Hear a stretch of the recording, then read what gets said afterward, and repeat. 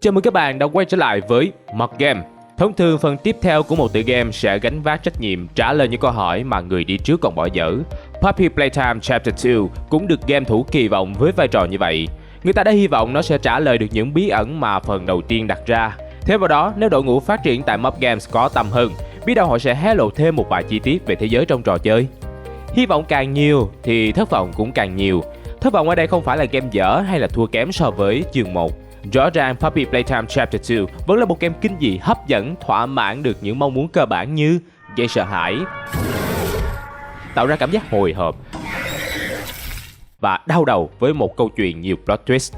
Cái khiến cho người ta thất vọng ở đây chính là số câu hỏi mà game trả lời quá ít, trong khi đó lại đưa ra thêm một mớ dữ kiện gây thắc mắc khiến game thủ hoang mang cực độ. Sau khi phần 1 kết thúc, người ta tự hỏi Huggy đã chết chưa, Puppy xấu hay tốt, Elliot Ludwig giờ đang ở đâu. Đến phần 2, những câu hỏi đó vẫn chưa có lời giải thỏa đáng và trò chơi lại tiếp tục tống cho chúng ta một đống thông tin để tìm hiểu, như vì sao Kissy lại thân thiện như thế, cánh tay máy đó có phải là của 1006, hay Playcare rốt cuộc là nơi quái quỷ gì. Một đống câu hỏi lại được giải đáp bằng một đống câu hỏi khác. Có khi nào với kiểu trả lời như thế này, Puppy Playtime có thể kéo dài hàng chục chapter nữa cũng nên. Vậy chúng ta hãy cùng soi thử một số câu hỏi lớn đã được Puppy Playtime Chapter 2 đưa ra, xem chúng có gì hấp dẫn nha. Các bạn đã biết gì chưa? Sau một thời gian ấp ủ và chờ đợi, Digipal New World và Digipal Legends Beta sẽ chính thức ra mắt vào ngày 23 tháng 5 và 31 tháng 5 sắp tới. Hãy đánh dấu ngay lịch để trở thành những nhà thám hiểm đầu tiên khám phá thế giới này nha.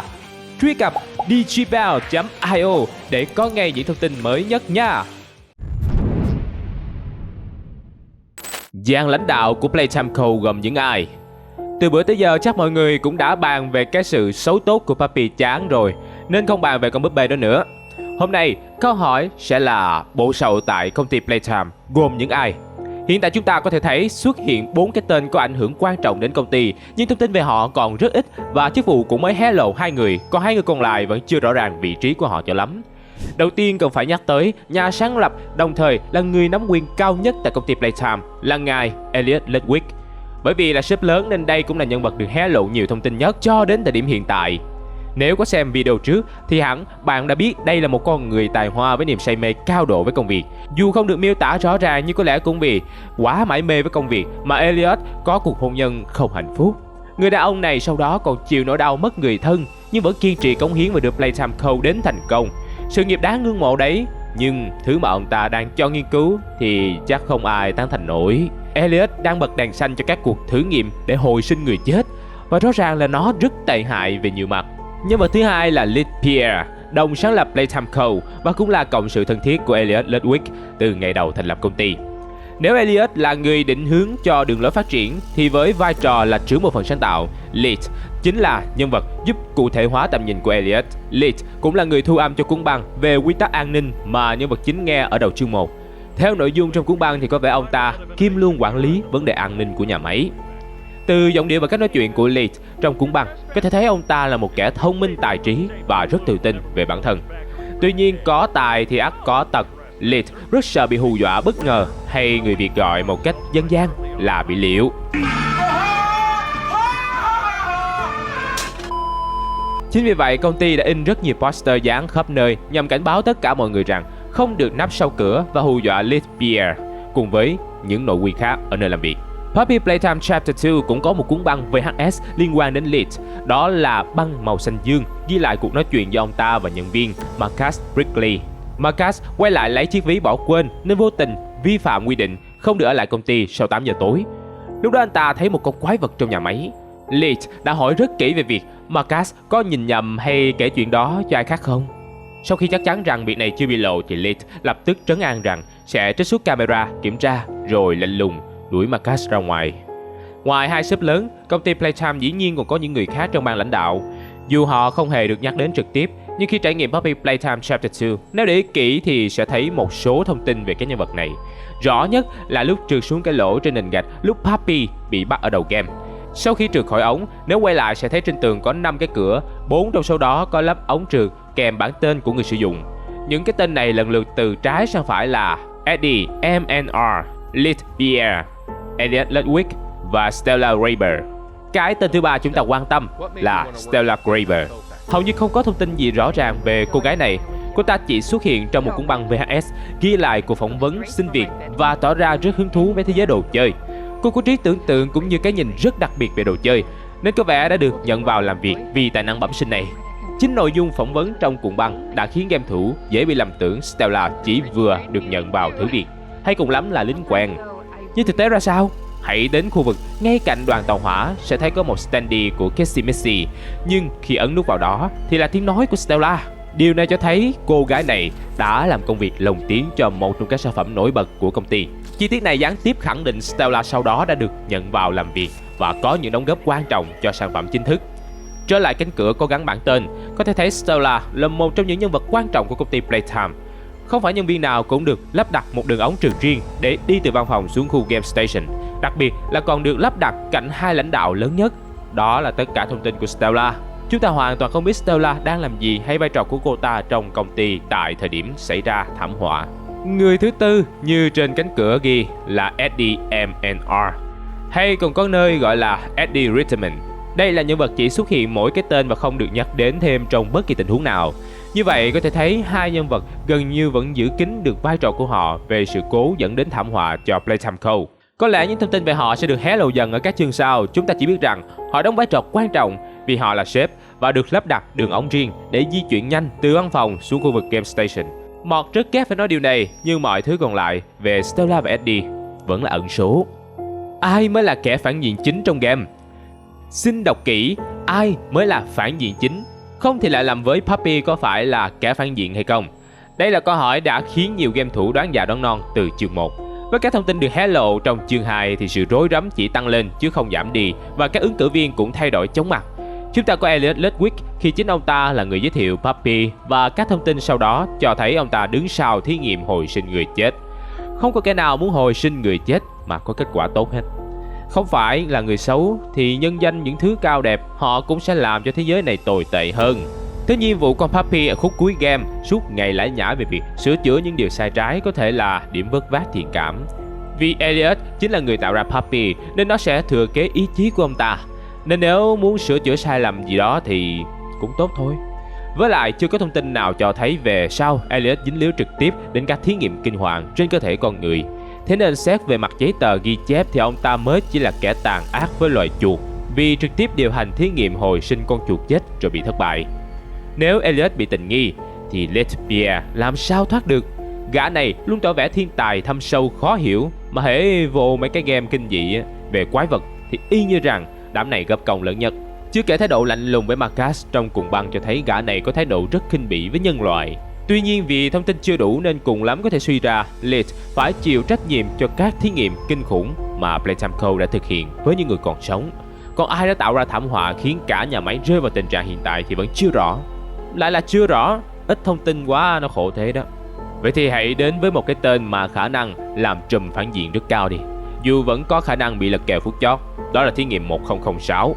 Qua hai cuộn băng mô tả về nó, chúng ta thấy 1006 là mẫu vật có trí thông minh tuyệt đỉnh và sức sáng tạo khủng khiếp.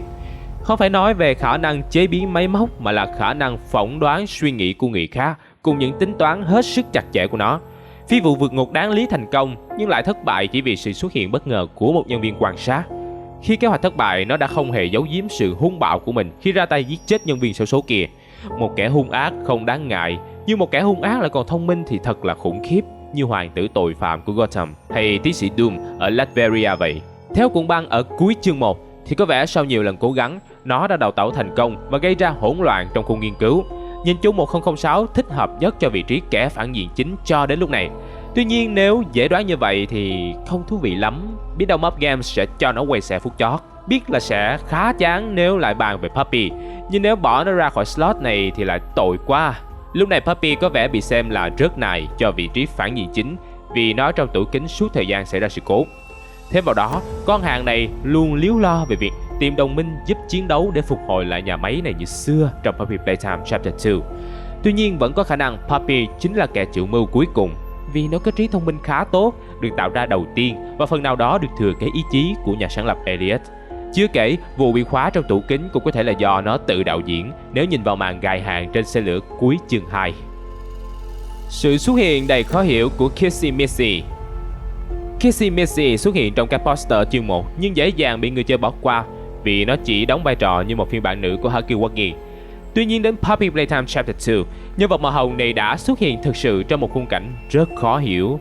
Đó là lúc người chơi bị kẹt ở một cánh cửa, Kissy Missy đã xuất hiện ở bên kia, nơi có cần gạt mở.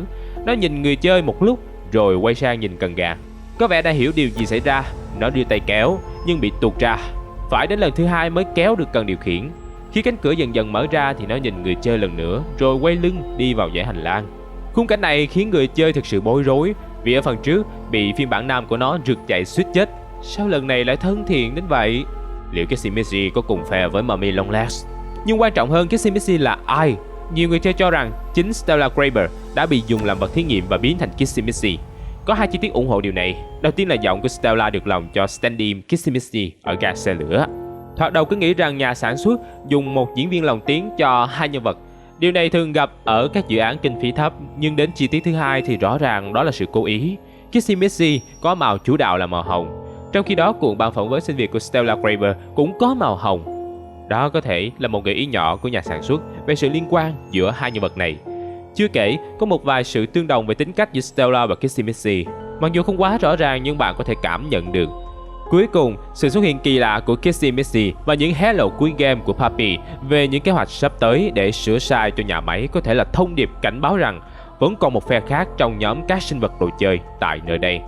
Huggy thì khỏi nói, nó hết thuốc chữa rồi. Mummy thì kiềm chế tốt hơn, nhưng bà ta cũng bắt đầu phát điên khi nhân vật chính phá luật. Nhưng Kissy cho thấy không phải tất cả mọi sinh vật đều có thái độ thù địch và muốn tiêu diệt người chơi như ý muốn của kẻ nào đó đang nắm trùm nhà máy. Người chơi là ai? Thông điệp khi hồi sinh là gì? Phân tích các thông tin được cung cấp trong game từ đầu đến giờ, có lẽ người ta cũng phải cảm thấy lấn cấn về nhân vật do chính bản thân điều khiển. Anh là ai? Mày là ai? Anh không có tên. Anh đang làm gì? Chả biết. Không biết nữa. Chỉ thấy nhận được cuốn băng là cắm đầu quay về nhà máy liền, dù cho cái mùi âm mưu nó bốc lên nồng nặc. Nhân dạng anh ra sao? Chịu, vì qua 2 chương rồi mà trong game chớ hề thấy một tấm gương nào có thể dùng soi mặt để xem nhân vật chính là Hyun Bin hay là Ma Dong Seok. Rất nhiều thứ chưa rõ về tay cựu nhân viên Playtime Co. Như thông tin ban đầu, cuộn băng và lá thư được gửi kèm thông điệp những nhân viên biến mất năm xưa thực ra vẫn ở tại nhà máy suốt thời gian qua. Nhưng thế giới mấy tỷ người, gửi ai không gửi lại gửi cho nhân vật chính. Hay tên nhân viên này có gì đó đặc biệt để được đích danh lời mời gọi. Một điều khó hiểu khác là trong sự cố năm xưa tất cả nhân viên đều đã biến mất. Ở đâu lại mọc ra một tay cựu nhân viên như thế này? Anh ta nghỉ việc trước khi sự cố xảy ra nên thoát nạn, hay là người này năm xưa một mình thoát khỏi sự cố và mai danh ẩn tích? Cuối cùng, mỗi khi bạn bị game over, lại có một câu nói không rõ ràng của ai đó vang lên và kết thúc bằng 2 từ: Get up, đứng dậy đi. Dậy đi ông cháu ơi, dậy đi ông cháu ơi, dậy đi cháu ơi. Đây có thể là màn chuyển cảnh reset lại game, nhưng cũng có thể là dấu hiệu cho thấy người này có khả năng bất tử. Con người thì không bất tử, nhưng nếu đặt trường hợp đây là một món đồ chơi thì mọi sự lại vô cùng dễ hiểu như đã từng phân tích trong video trước. Cũng với góc nhìn này, món đồ chơi thành công nhất khi sở hữu ý thức như một con người bị gọi về nhà máy giải quyết ân oán năm xưa thì không có sự ngẫu nhiên nào ở đây cả. Nếu bạn cảm thấy ý tưởng điên rồ này thiếu căn cứ thì hãy xem một thứ khác khiến chính Mọt cũng cảm thấy khó hiểu. Đó là trong cuộn băng cuối chương 1 nói về mẫu vật 1006. Cuối đoạn băng, nhà khoa học đã nói một câu rất khó hiểu: I'm not worried about myself. One breakthrough and I'll be back. I'm not worried about myself. One breakthrough and I'll be back. Tạm dịch là tôi chẳng lo lắng cho bản thân đâu, chỉ cần một cú đột phá thì tôi sẽ trở lại. Theo cách hiểu thông thường thì vị này có khả năng sống sót lại sau khi bị giết bởi sự cố tại nhà máy đang xảy ra. Phía sau lưng của ông ta kèm theo tiếng la hét lúc đang ghi âm đoạn băng. Từ đây chúng ta có thể đưa ra một giả thuyết rằng các nghiên cứu của Playtime Co đã đạt đến mức giúp một người có thể sống lại sau khi bị giết chết. Nó cũng khớp với thí nghiệm ban đầu mà Elliot Ludwig theo đuổi với màn bỏ xác chuột vào dung dịch hoa anh túc. Như vậy, hoàn toàn có căn cứ khi tin rằng nhân vật chính, một cựu nhân viên tại Playtime Co, có thể từng trở thành vật thí nghiệm cho phương thuốc hồi sinh và thành công. Nhưng vì lý do gì đó mà thanh niên này bị sa thải và rời công ty trước khi xảy ra sự cố khiến cho mọi người mất tích. Nhân vật chính cố gắng quên đi quá khứ hoặc bị mất ký ức trong thời gian trở thành vật thí nghiệm nên vẫn sống bình thường suốt ngần ấy năm. Chỉ đến khi thế lực hắc ám hoặc liên minh lương thiện nào đó cảm thấy đây là lúc để tiến thêm một bước nên mới gửi cuốn băng kèm lá thư kích thích trí nhớ khiến anh ta buộc phải quay về công ty Playtime để tìm lời giải đáp cho mọi câu hỏi. Đó cũng là lúc mọi chuyện bắt đầu, và cái đống câu hỏi đó đến bây giờ vẫn chưa được giải đáp, thậm chí có xu hướng bành trướng với một đống nghi vấn mới. Đó là một số câu hỏi chưa có lời giải đáp mà Mọt cho rằng quan trọng và hấp dẫn khi phân tích về những điều bí ẩn trong thế giới Puppy Playtime. Trong phần game sắp tới có thể sẽ hé lộ thêm nhiều thông tin hữu ích dần làm rõ các bí ẩn này. Những nhận định trên có thể được chứng minh là đúng hoặc sai trong tương lai, nhưng giờ đây chúng là những gì chúng ta có thể tìm tòi và suy luận ra. Bạn còn phát hiện chi tiết bí ẩn và hấp dẫn nào khác trong game?